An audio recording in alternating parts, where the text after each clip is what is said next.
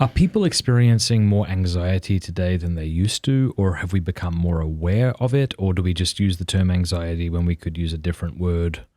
Or have we just pathologized what is a normal human reaction, namely unease, right? That is kind of normal, and now we're just saying everything's anxiety? So I would have to just simply speculate, right? Because Yeah, I don't that's what I'm asking you or to do, anything. yeah. But I kind of think that we have more anxiety today than we did, say, 100 years ago, or maybe even, I don't know, about 50 years ago or not.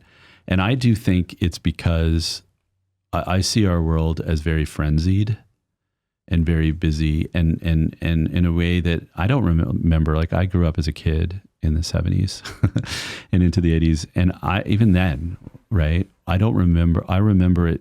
Maybe we all remember it as a more peaceful time. I don't know.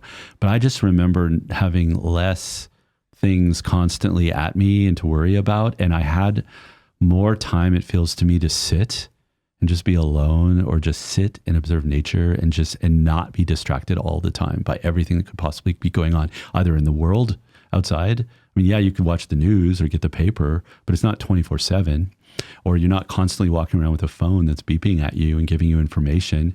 I mean, I think we're just overwhelmed. Our systems are overwhelmed by things that I think we were talking about this the other day, right? By things we can't actually control. And yet somehow our bodies are reacting to it like it's a threat.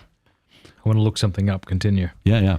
So to answer your question, I would argue that it's harder today to do what we're talking about, have wakefulness and recollection, and be able to really go internal and look at our internal parts and connect with them. However, I also believe we're starving for it at the same time, modern people. And that's probably why this therapy feels like an oasis for people. Like, it's so We're powerful. starving for what? Anxiety? Starving to actually be able to slow down and enter into your interior world. Listen to this from Matthew 24, chapter 24, verse 6. You will hear of wars and rumors of wars. Listen to this line. But see to it that you are not alarmed. We are not seeing to that, I don't think. Such things must happen, but the end is still to come. Nation will rise against nation and kingdom against kingdom. There will be famines and earthquakes in various places. All these are the beginnings of birth pains. Right. But just this idea, see to it that you are not alarmed. I mean, today we're hearing of wars. We're hearing of rumors of wars, how this could escalate. And we're all very, very alarmed. And then listen to this.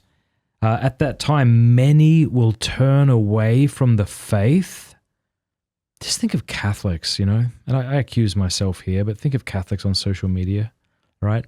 And I don't mean that I've abandoned the faith or that others necessarily have, and they will betray and hate each other. And many false prophets will appear and deceive many people. Listen to this, because of increase of wickedness, the love of most will grow cold. So see to it that you're not alarmed, and see to it that your love not grow cold, and see to it that you stand firm. So to stand firm in what? In Christ, but in a sort of in a wakefulness, in a peace, which might be the opposite of alarm, but also in a love that is warm. Right. And how many of us grow unempathetic to even our Catholic brothers and sisters who now hold slightly different views than us, or what are maybe heretical views. Right. And there's just this hardening that takes place. Right. So, and just to round out that thought, we have phones and televisions that are continually telling us of wars and rumors of wars in a way that we were never meant to. Yeah. Hey, thank you so much for watching. Before you go, do us a favor, leave a comment, let us know what you thought of the video, like, and subscribe.